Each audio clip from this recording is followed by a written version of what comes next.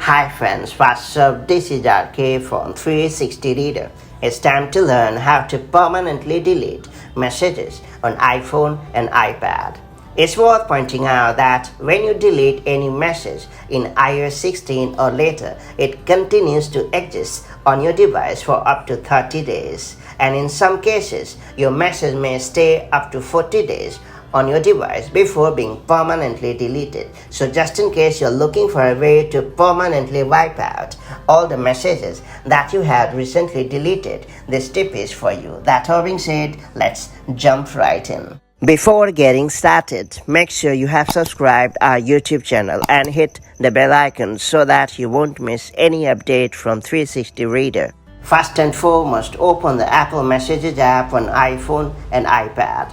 After that, tap on the Filters option that appears at the upper left corner of the screen. Now tap on Recently Deleted folder that appears at the bottom of the screen. On the screen, you should see a long list of messages that you had recently deleted.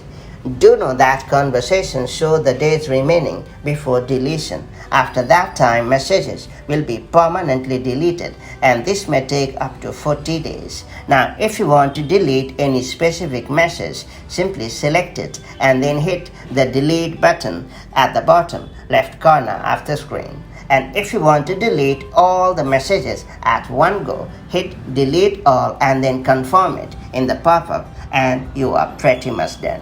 That's all there is to it. So that's how you can permanently delete messages on iPhone and iPad running iOS 16 or iPadOS 16 or later. If you found this video helpful, do like and share it, and I'll see you in the next video with more such handy iPhone and iPad hacks. Till then, stay safe and have a great time. Bye-bye.